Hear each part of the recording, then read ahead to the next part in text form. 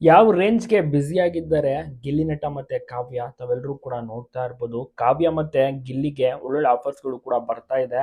Back to back program ಫಂಕ್ಷನ್‌ಗಳಲ್ಲಿ ಗಿಲ್ಲಿ ಅವರು ಕೂಡ ತೊಡಗಿಸ್ಕೊಳ್ತಾ ಇದ್ದಾರೆ. ಜೊತೆಗೆ ಸಿನಿಮಾ ಆಫರ್ಸ್‌ಗಳು ಕೂಡ ಬರ್ತಾ ಇದೆ.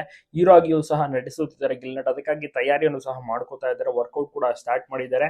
ಇಷ್ಟು ದಿವಸ ಅವ್ರು ಯಾವತ್ತೂ ಕೂಡ ವರ್ಕೌಟ್ ಮಾಡೇ ಇರಲಿಲ್ಲ. ಬಿಗ್ ಬಾಸ್ ಮನೇಲಿ ಇದ್ದಂತ ಟೈಮಲ್ಲಿ ಬೇರೆಯವ್ರು ವರ್ಕೌಟ್ ಮಾಡ್ತಿದ್ರೆ ಇವ್ರು ಸುಮ್ಮನೆ ಕಾಮಿಡಿ ಮಾಡ್ತಾ ಇದ್ರು. ಸೊ ಆದ್ರೆ ಈಗ ತುಂಬಾನೇ ಸೀರಿಯಸ್ ಆಗಿ, ಯಾಕಂದ್ರೆ ಈಗ ಹೀರೋ ಆಗ್ತಿದೆ for the first time. Hero ಆಗಿ ನೋಡ್ಬೇಕಲ್ಲ ಜನ, ಮತ್ತೆ ಫಿಟ್ ಆಗಿ ಇರ್ಬೇಕಲ್ಲ. ಸೊ ಹಾಗಾಗಿ ವರ್ಕೌಟ್ ಸ್ಟಾರ್ಟ್ ಮಾಡಿದ್ದಾರೆ. ಜೊತೆಗೆ ಹಲವಾರು ಈವೆಂಟ್ಸ್ ಪ್ರೋಗ್ರಾಮ್ ಗಳಲ್ಲಿಯೂ ಕೂಡ ಭಾಗಿಯಾಗ್ತಾರೆ. ಗಿಲ್ಲಿ ಅವ್ರು ಎಂಟ್ರಿ ಕೊಡ್ತಾರೆ ಅಂದ್ರೆ ಇಲ್ಲಿ ಕಂಪ್ಲೀಟ್ ಬಾಡಿ ಗಾರ್ಡ್ಸ್ಗಳು, ಸೆಕ್ಯೂರಿಟಿ ಇರಲೇಬೇಕು. ಅಷ್ಟೊಂದು ಜನ ಮುಗಿ ಬೀಳ್ತಾರೆ ಸೆಲ್ಫಿ ಫೋಟೋಗಾಗಿ. ಕ್ರೇಜ್ ಆ ರೀತಿ ಇದೆ. ಎಲ್ಲರೂ ಕೂಡ ನೋಡಿ ಖುಷಿ ಪಡ್ತಾರೆ. ಕಾವ್ಯ ಅವ್ರಿಗೂ ಕೂಡ ಹಲವಾರು ಈವೆಂಟ್ಸ್ ಗಳು ಕೂಡ ಒಟ್ಟಿಗೆ ಸಿಗ್ತಾ ಇರುತ್ತೆ. ಅವಾಗವಾಗ ಹೋಗ್ತಾ ಇರ್ತಾರೆ.